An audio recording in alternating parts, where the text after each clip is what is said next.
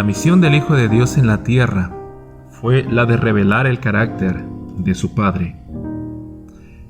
Cuán precioso es leer sobre el tierno y amante Salvador que levantaba las cargas, sanaba las enfermedades y tocaba los corazones de los hombres, las mujeres y de los niños.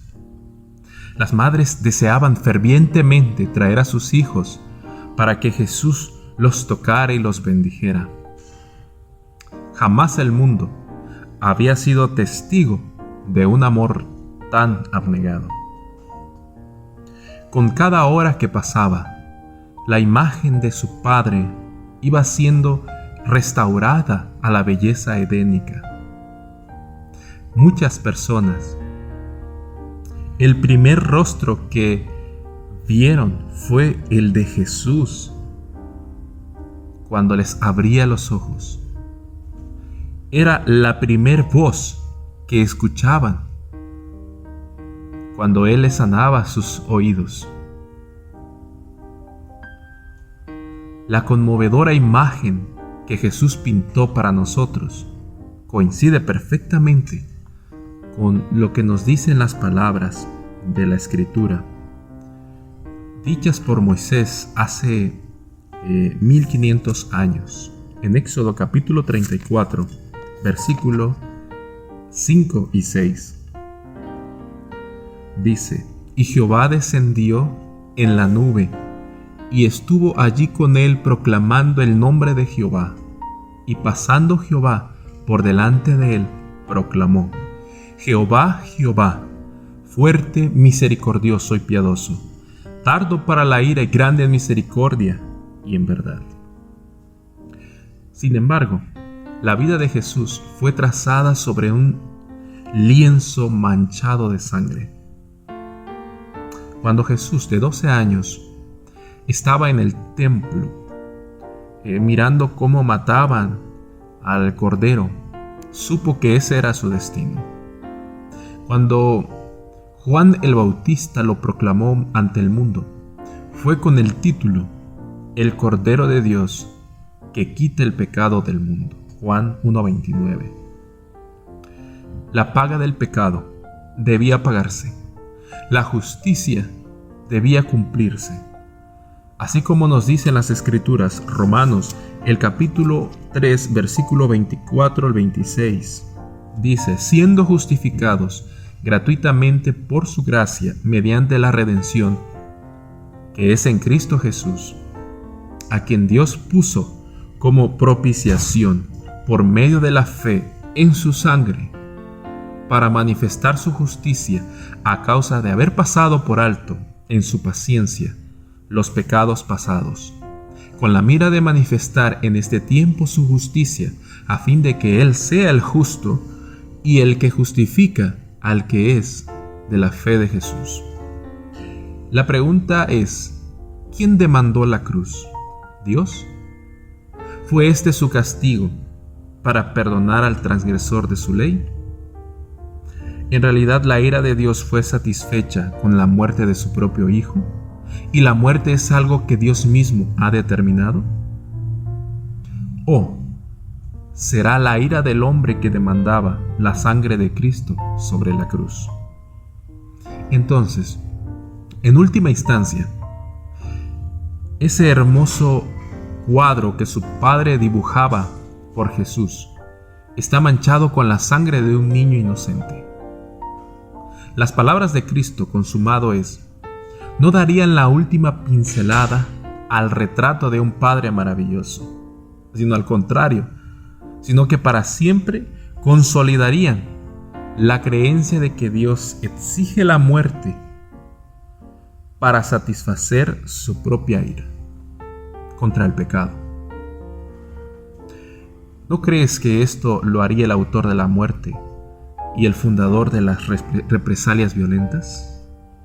¿No mostraría a un Dios violento? Repito, ese hermoso recuadro que Cristo fue pintando del Padre a lo largo de su vida, ahora en la cruz iba a ser manchado con sangre. 700 años aproximadamente antes, el profeta Isaías habló de la cruz de Cristo y reveló nuestra respuesta humana. Dice Isaías capítulo 53, versículo 1 en adelante, dice: ¿quién ha creído a nuestro anuncio? ¿Y sobre quién se ha manifestado el brazo de Jehová? Subirá cual renuevo delante de él, y como raíz de tierra seca. No hay parecer en él, ni hermosura. Le veremos más sin atractivo, para que le deseemos. Despreciado y desechado entre los hombres, varón de dolores, experimentado en quebranto. Y como que escondimos de él el rostro. Fue menospreciado y no lo estimamos. Ciertamente él llevó nuestras enfermedades y sufrió nuestros dolores. Y nosotros, escuchemos bien estas palabras, y nosotros le tuvimos por azotado, por herido de Dios y abatido. Mas el herido fue por nuestras rebeliones, molido por nuestros pecados. El castigo de nuestra paz fue sobre él, y por su llaga fuimos nosotros curados. Cuando Cristo vino a salvar a la humanidad, nuestra respuesta natural, colectiva, fue el rechazo. Él vino a darnos la vida eterna, pero la acción innata humana fue la de aborrecer el regalo.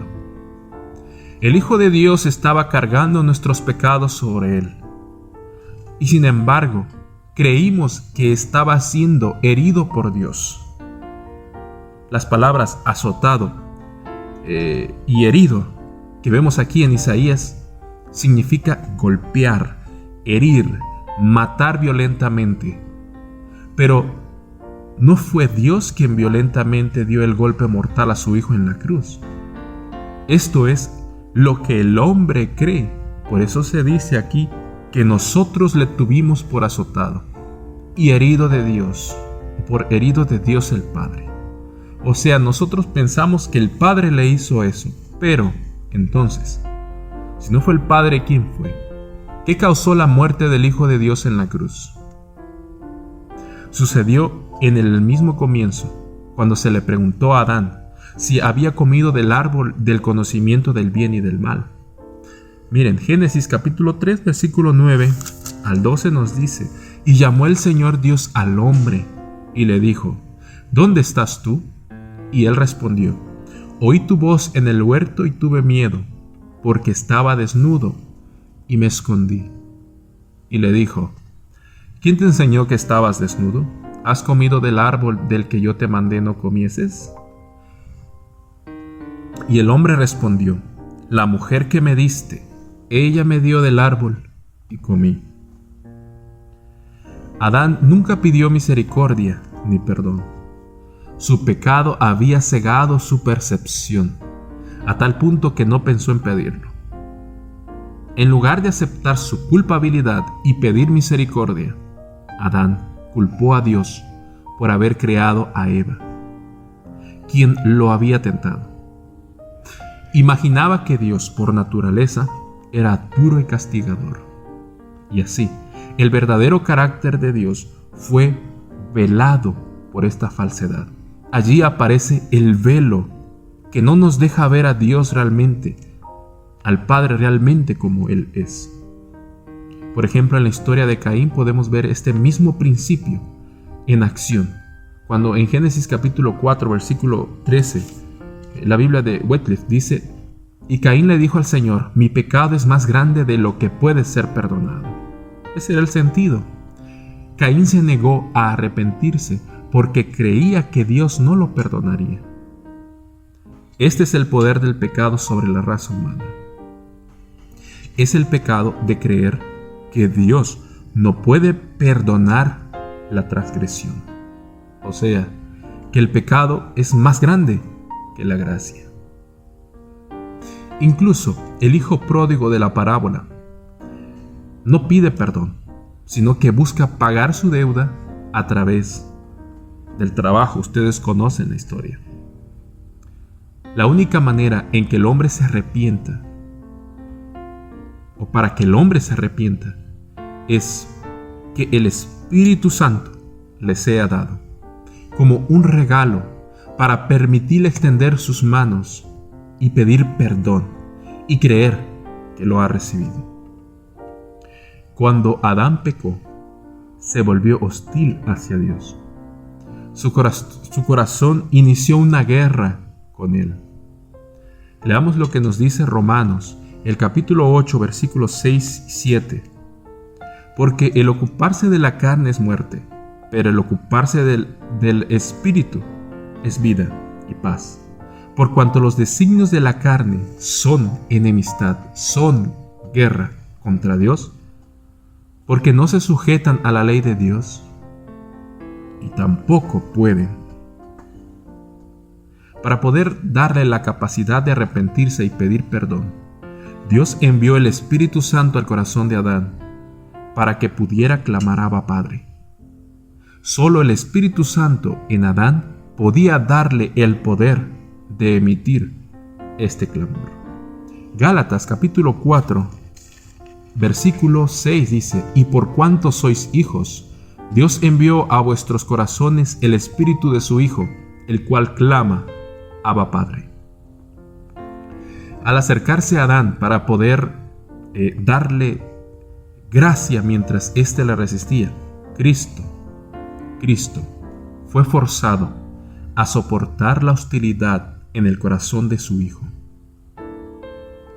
Dicha hostilidad atraviesa el corazón de Cristo y le causa terrible sufrimiento.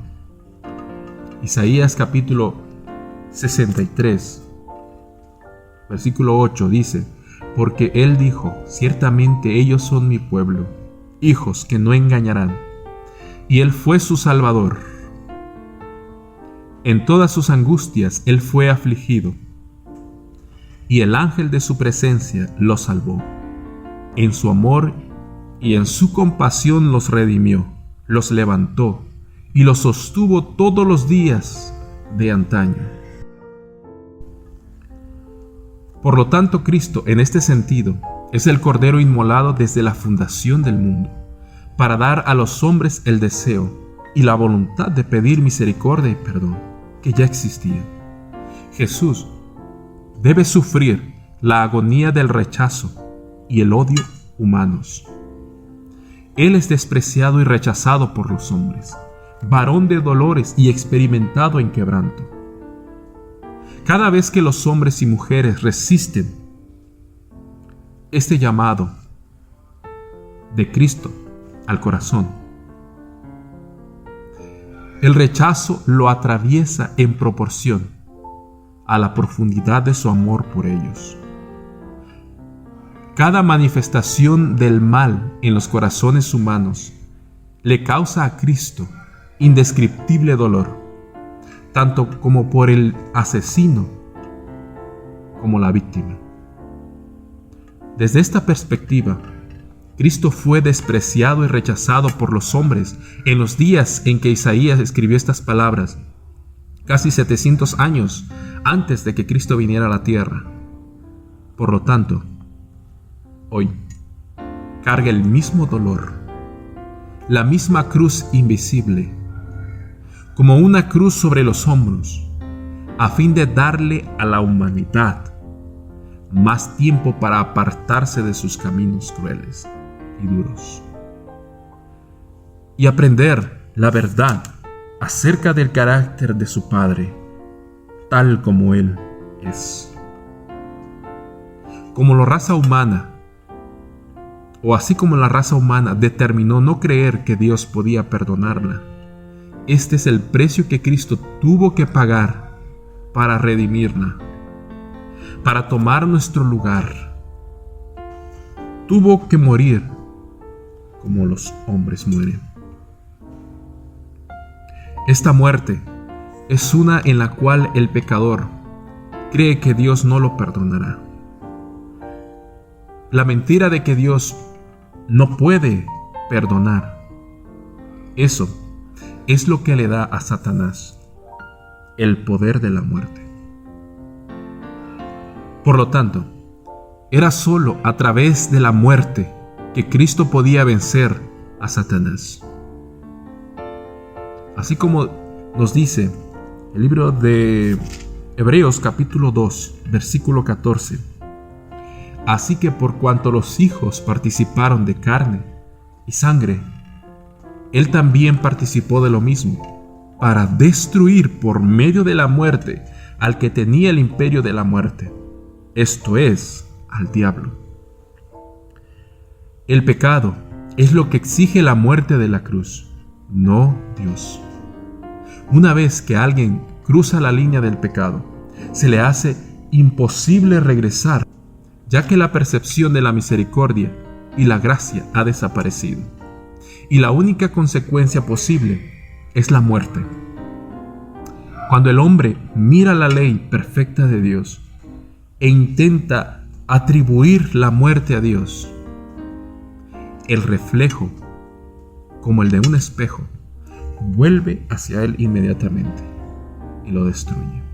Miren lo que dice Santiago, capítulo 1, versículo 23.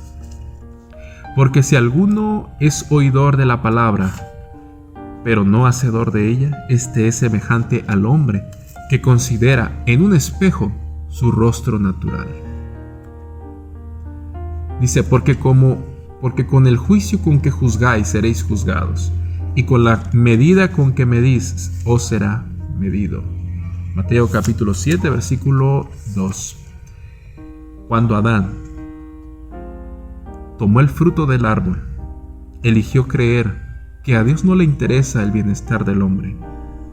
Optó por creer a la serpiente, que insinuó que Dios era un mentiroso, era un egoísta. Estos pensamientos proyectados sobre el espejo perfecto de la ley volvieron hacia él y lo juzgaron como él mismo juzgó. Su falso concepto acerca de Dios secó completamente la mano que podía y debía extender hacia él para alcanzar misericordia y gracia. Era imposible para él retroceder de esta posición. Y así, la muerte debía ser el resultado, pues esta es la sentencia que el mismo hombre ha determinado.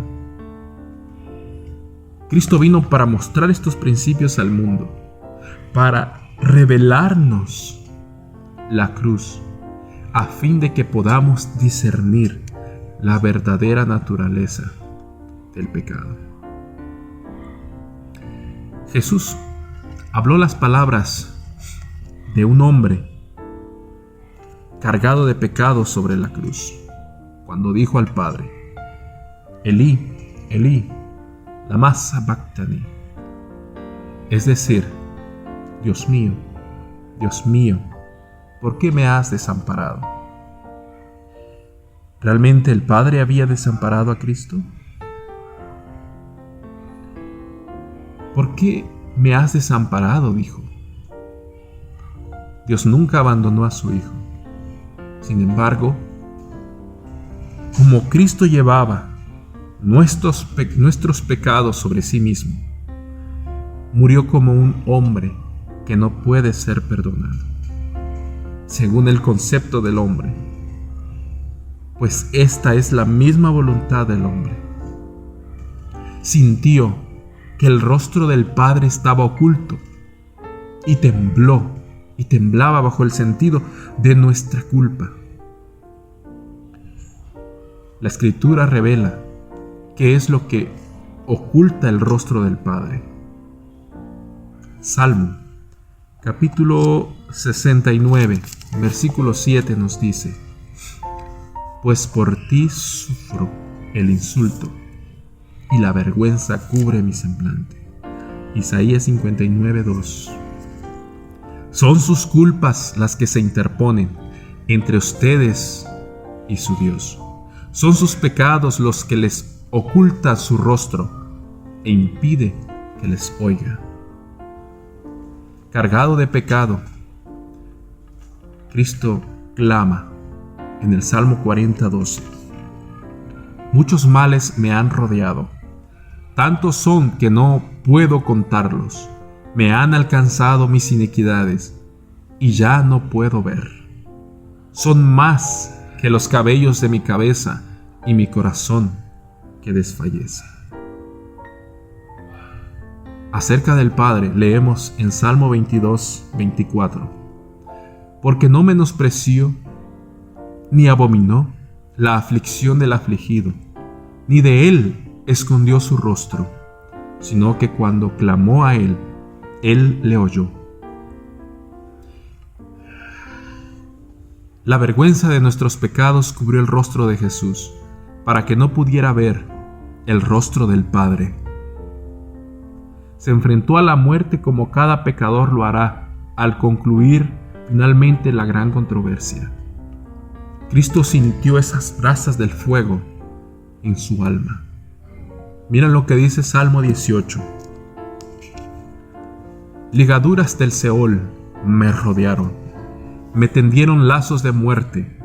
En mi angustia invoqué a Jehová y clamé a mi Dios. Él oyó mi voz desde su templo y mi clamor llegó delante de él. A sus oídos la tierra fue conmovida y tembló. Se conmovieron los cimientos y los montes, y se estremecieron, porque se indignó él. Humo subió de su nariz, y de su boca fuego consumidor. Carbones fueron por él encendidos. Cristo sufrió la muerte de los malvados. Un fuego salió de en medio de él y lo devoró. Nuestros pecados sobre Cristo lo hicieron sufrir como Satanás, y los malvados sufrirán al final. Ezequiel capítulo 28 versículo 18 nos revela algo interesante. Con la multitud de tus maldades y con la iniquidad de tus contrataciones profanaste tu santuario. Yo pues saqué fuego de en medio de ti, el cual te consumió. Como nuestro sustituto, el santuario de Cristo o el templo de su cuerpo fue contaminado por la multitud de nuestras iniquidades.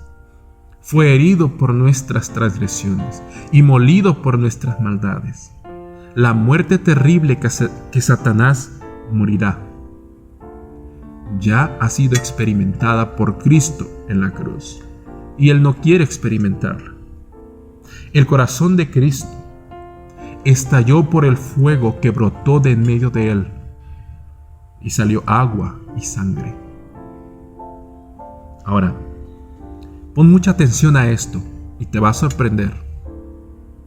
Así como el Padre nunca abandonó a su Hijo, sino que sufrió con Él durante su muerte en la cruz, también nuestro Padre y el Salvador estarán allí con los malvados, sufriendo la segunda muerte, después de los 1000 años. La Escritura nos dice: en toda su aflicción, Él fue afligido. La Escritura nos dice que en toda aflicción Él fue afligido. Ningún padre se regocija por la pérdida de un hijo. Es una agonía para Él. Es por eso que nuestro Padre y su Hijo sufrirán nuevamente las agonías de la cruz cuando los impenitentes sufran esa muerte segunda en el lago de fuego. Mientras los justos estén preparados sobre los muros de Sión y vean a aquellos a quienes han amado en esas llamas, el Salvador tendrá que sostenernos a través de esa cruz. Le tomará 1000 años prepararnos para este evento. Y como por ejemplo, al igual que María y los discípulos, que lloraron angustia cuando contemplaron al Hijo de Dios sobre la cruz, también los justos serán traspasados por la pérdida de aquellos a quienes han amado, pero que voluntariamente, haciendo uso de la libertad de elección, decidieron a pesar de las insistencias de Dios, rechazaron la gracia de nuestro Padre amado. Solo entonces se nos dice que Dios limpiará toda lágrima de nuestros ojos. Apocalipsis capítulo 21:4 dice: y Dios enjugará toda lágrima de los ojos de ellos, y no habrá más muerte, ni tristeza, ni clamor, ni más dolor, porque las primeras cosas han pasado. Esto ocurrirá después de la muerte de los malvados. En Apocalipsis capítulo 20 nos dice: y el mar entregó los muertos que estaban en él, y la muerte y el infierno entregaron los muertos que había en ellos, y fueron juzgados cada uno según sus obras, y la muerte y el infierno fueron arrojados al lago de fuego.